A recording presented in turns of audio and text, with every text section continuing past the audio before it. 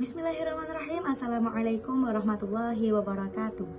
Kami dari kelompok 5 dengan beranggotakan yang pertama saya Hafsah Maulida Alfa Hasanah, yang kedua Nova Amalia Santi, yang ketiga Hasbi Rajib Milat, yang keempat Lailun Nada Khalili, dan yang terakhir yakni Harisma Septi Wahyundari. Di sini kami akan mempresentasikan hasil dari diskusi kami dengan memuat studi kasus mengenai penggelapan dana nasabah yang terjadi di Bank NTB pada tahun 2012 guna untuk memenuhi tugas dari mata kuliah Legal Audit Syariah. Nah, deskripsi singkat mengenai kasus ini adalah terjadinya transaksi dugaan penggelapan dana nasabah di Bank NTB Syariah dengan sejumlah 11,9 miliar yang dilakukan dengan sangat rapi. Dari hasil penyelidikan sementara, terdapat sejumlah transaksi janggal yang tidak terjangkau sistem audit internal. Maka tidak heran juga kalau modus ini berlangsung selama 8 tahun. Jadi kasus ini terjadi pada tahun 2012 dan baru terungkap itu pada tahun 2020. Selanjutnya saya akan menjawab pertanyaan yang kedua. Kapan dan di mana kasus ini terjadi? Nah, kasus ini terjadi di Bank NTB Syariah dan ini terjadi sejak tahun 2012 dan berakhir pada tahun 2020. Baik, selanjutnya kami akan membahas pada poin yang kedua, yaitu mengenai latar belakang kasus. Dan saya akan menjawab soal yang nomor pertama, yaitu apa latar belakang dan konteks dari kasus ini. Nah, latar belakang dari kasus ini adalah transaksi perbankan nasabah itu dialihkan ke rekening pribadi dan dipakai selama 8 tahun lamanya. Dan terlapor oknum pegawai dengan jabatan penyelia pelayanan non-tunai. Setelah itu, pembobolan ini dilakukan dengan mengalihkan transaksi nasabah ke 3 rekening pribadi yang dijadikan sebagai penampung. Nah, transaksi yang dibobol ini antara lain merupakan transfer antar rekening serta setor non-tunai. Selanjutnya saya akan menjawab pertanyaan yang kedua, apa faktor sosial, ekonomi, dan budaya yang relevan? Nah, jawabannya adalah dalam faktor sosial, maka oknum tersebut tidak akan dipercaya lagi oleh masyarakat dan akan mendapatkan sanksi hukum. Selanjutnya mengenai faktor ekonomi yaitu akan merugikan nasabah yang terlibat. Terus yang ketiga yaitu adalah faktor budaya, yang dimana korupsi ini adalah kecurangan yang tidak efektif menjadi bagian dari budaya di bank, yang akan menjadikan seorang oknum terbiasa melakukan korupsi. Selanjutnya, fakta-fakta kasus. Yang pertama, fakta utama dalam kasus ini adalah adanya transaksi penggelapan dana nasabah yang terjadi di Bank NTB Syariah yang berjumlah sebesar 11,9 miliar. Selanjutnya yang kedua, pihak yang terlibat yaitu pegawai dengan jabatan penyelia pelayanan non-tunai berinisial PS selaku pelaku dan korban yaitu nasabah. Yang ketiga, kronologi peristiwa ini yaitu ditemukan pembobolan transaksi dari 440 nasabah sepanjang 8 tahun. Pembobolan ini dilakukan dengan mengalihkan transaksi nasabah ke 3 rekening pribadi yang dijadikan penampung. Transaksi yang dibobol ini antara lain transaksi antar rekening serta setor tunai. Selanjutnya, masalah utama. Yang pertama, apa masalah utama atau isu yang dihadapi dalam kasus ini? Masalah utama dalam kasus ini adalah transaksi dugaan penggelapan dana nasabah di Bank NTB Syariah sebanyak 11,9 miliar, yang mana itu dilakukan dengan rapi.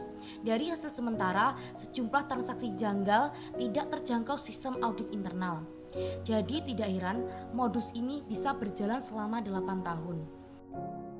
Selanjutnya, bagaimana masalah ini diidentifikasi para pihak yang terlibat. Berdasarkan informasi yang ada, tampaknya penggelapan di Bank NTB Syariah diketahui melalui kombinasi cara antara lain. Yang pertama, audit internal. Tim audit internal bank mungkin telah mengidentifikasi penyimpangan dalam transaksi keuangan atau saldo rekening selama audit rutin. Yang kedua, keluhan pelanggan. Pelanggan mungkin menyadari adanya transaksi tidak sah di rekening mereka dan melaporkannya ke bank. Yang ketiga, pelapor. Karyawan mungkin telah melaporkan aktivitas mencurigakan kepada manajemen bank atau lembaga penegak hukum. Dan yang terakhir, investigasi eksternal. Lembaga penegak hukum atau badan pengatur mungkin telah memulai penyelidikan terhadap aktivitas bank berdasarkan laporan aktivitas mencurigakan atau informasi lainnya. Baik, yang selanjutnya mengenai analisis hukum. Yang pertama, bagaimana hukum atau regulasi yang berlaku mempengaruhi kasus ini. Hukum atau regulasi yang berlaku mempengaruhi kasus Bank NTB Syariah melalui beberapa cara. Yang pertama, Undang-Undang Nomor 21 Tahun 2008 tentang Perbankan Syariah. Undang-undang ini mengatur perbankan syariah di Indonesia dan memberikan kesempatan besar untuk pertumbuhan dan perkembangan perbankan syariah. Namun perbankan syariah memiliki karakteristik yang berbeda dibandingkan dengan perbankan konvensional, sehingga hukum khusus untuk mengatur perbankan syariah masih diperlukan. Yang kedua, Undang-Undang Nomor 7 Tahun 1992 tentang perbankan. Undang-undang ini memperkenalkan prinsip bagi hasil bank dan memberikan definisi prinsip bagi hasil. Definisi prinsip bagi hasil disebutkan dalam Peraturan Pemerintah Nomor 72 Tahun 1992 tentang bank berdasarkan prinsip bagi hasil pasal 2, yaitu prinsip syariah yang mengatur bagaimana bank beroperasi. Yang ketiga, peraturan perbankan syariah. Peraturan perbankan syariah di Indonesia mulai dari Undang-Undang Nomor 10 Tahun 1998 memberikan peluang lebih besar bagi pertumbuhan dan perkembangan bank syariah di Indonesia. Yang keempat, Otoritas Jasa Keuangan atau OJK yang berperan sebagai lembaga pengawas yang terintegrasi terhadap keseluruhan dalam sektor jasa keuangan, meliputi sektor perbankan, pasar modal, sektor perasuransian, dana pensiunan, lembaga pembiayaan, dan lembaga jasa keuangan lainnya. OJK juga mengawasi sektor perbankan syariah dan memberikan kewenangan yang lebih luas untuk mengawasi perbankan syariah. Yang kelima, perbankan Islam. Hukum perbankan Islam mengatur bank syariah yang lebih komprehensif daripada di Undang-Undang Nomor 10 Tahun 1998. Hukum perbankan Islam memberikan kesempatan besar untuk pertumbuhan bank syariah, tetapi juga memberikan tantangan bagi pelaku bank nasional untuk bersaing dengan bankir asing yang tertarik dalam mengoperasikan sistem perbankan syariah di Indonesia. Nah, demikian hukum dan regulasi yang berlaku. Baik, yang kedua, apakah ada aturan atau presiden hukum yang relevan? Baik, jawabannya ada beberapa aturan atau presiden hukum yang relevan terkait dengan kasus Bank NTB Syariah. Yang pertama, Undang-Undang Nomor 7 Tahun 1992 tentang perbankan. Undang-undang ini mengatur perbankan secara umum dan memberikan dasar hukum bagi perbankan syariah di Indonesia. Yang kedua, Undang-Undang Nomor 10 Tahun 1998 tentang perubahan atas Undang-Undang Nomor 7 Tahun 1992 tentang perbankan. Undang-undang ini memberikan peluang besar bagi pertumbuhan dan perkembangan perbankan syariah di Indonesia. Yang ketiga, Undang-Undang Nomor 21 Tahun 2008 tentang perbankan syariah. Undang-undang ini memberikan definisi bank syariah dan mengatur kegiatan usaha bank syariah berdasarkan prinsip syariah. Yang keempat, Bank Indonesia, Peraturan Bank Indonesia. Yang keempat, Peraturan Bank Indonesia atau BI telah mengatur atau mengeluarkan berbagai peraturan mengenai perbankan syariah, termasuk prinsip bagi hasil bank dan manajemen risiko. Yang kelima, Peraturan Otoritas Jasa Keuangan telah mengeluarkan peraturan yang mengatur perbankan syariah, termasuk pengawasan dan pengelolaan dana nasabah. PTTSN memberikan panduan hukum Islam yang relevan untuk perbankan syariah. Yang ketujuh, hukum perbankan Islam. Hukum perbankan Islam mengatur bank Islam yang lebih komprehensif daripada di Undang-Undang Nomor 10 Tahun 1998. Yang kedelapan, prinsip syariah. Prinsip syariah mengatur kegiatan usaha bank syariah dan memberikan dasar hukum bagi perbankan syariah di Indonesia. Langsung saja ke yang selanjutnya, yaitu tentang analisis dampak. Di sini terdapat dua soal. Yang pertama itu apa dampak dari tindakan atau keputusan yang diambil terhadap pihak-pihak yang terlibat. Nah, di sini terkait kasus penggelapan dana yang terdapat di bank itu ketika diselesaikan oleh pihak hukum, apakah dampak bagi pihak-pihak yang terlibat ataupun nasabah itu sendiri.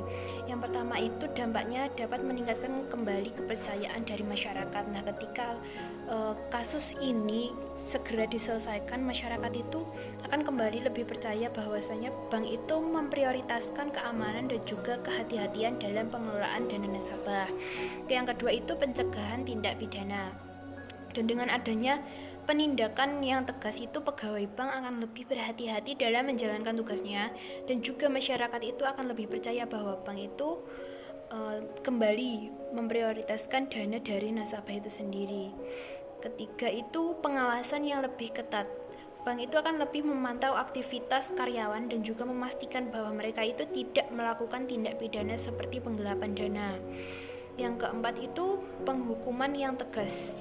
Dengan demikian pelaku itu menjadi contoh bagi orang lain bahwa tindak pidana seperti penggelapan dana itu tidak akan diterima dan akan dihukum secara lebih tegas. Yang terakhir itu peningkatan profesionalitas. Nah, dari karyawan-karyawan itu harus melakukan profesionalitas, bahwasanya dia itu bekerja dan juga harus saling menguntungkan antara satu sama lain, antara karyawan dan juga antara nasabah. Kemudian itu soal yang kedua, bagaimana dampak ini terhadap komunitas atau industri yang relevan. Nah, dengan adanya dampak-dampak dari penyelesaian kasus penggelapan dana ini bagi industri, pegawai itu akan semakin berhati-hati dan juga menjalankan tugasnya dengan memastikan keamanan dana nasabah. Selain itu, bagi industri-industri yang lain itu semakin berhati-hati dan menjadikan bahwasanya penggelapan dana itu bukan hal yang patut untuk dicontoh bagi industri-industri lain, dan mereka juga harus berhati-hati dan menjaga kepercayaan dari nasabah mereka itu sendiri. Yang selanjutnya itu terkait dengan evaluasi dan juga kritik. Apa kekuatan dan juga kelemahan dari tindakan yang diambil dari aspek hukum itu sendiri. Adapun kekuatan dan kekuatannya itu yang pertama berlandaskan pada Undang-Undang Nomor 10 Tahun 1998 tentang perubahan atas Undang-Undang Nomor 7 Tahun 1992 tentang perbankan, yang membuat kerahasiaan bank sebagai suatu prinsip yang harus dipegang oleh perbankan serta memberikan batasan-batasan dalam membuat rahasia nasabah untuk kepentingan mendesak seperti perpajakan, penyelesaian piutang, peradilan dan juga lain-lainnya. Yang kedua itu terdapat pada Undang-Undang Nomor 8 Tahun 2010 tentang pencegahan dan pemberantasan tindak pidana pencucian uang. Kemudian pada pasal 1338 Kitab Undang-Undang Hukum Perdata yang menjamin kebebasan berkontrak antara debitur dan juga kreditur, sehingga perjanjian kreditur yang ditandatangani itu dapat berlaku sebagai undang-undang bagi para pihak yang membuatnya. Kemudian ada juga dari kelemahannya itu yang pertama, akta di bawah tangan. Meskipun memiliki kelemahan, akta di bawah tangan itu masih digunakan dalam praktik perbankan, terutama untuk pemberian kredit yang nilai nominalnya itu relatif kecil. Kemudian yang kedua itu keterbatasan pengawasan. Seperti contoh misal bank melejit yang seringkali tidak memiliki pengawasan yang efektif dapat menjadi sarana korupsi. Kemudian yang ketiga itu keterbatasan sanksi. Sanksi hukum yang diberikan terhadap perilaku korupsi di bank itu kadang-kadang tidak efektif, sehingga perlu diperkuat dengan sanksi yang lebih tegas dan juga pengawasan yang lebih kuat. Selanjutnya yaitu bagaimana perspektif hukum syariah diterapkan dalam kasus ini. Yang pertama yaitu perlu pembuktian.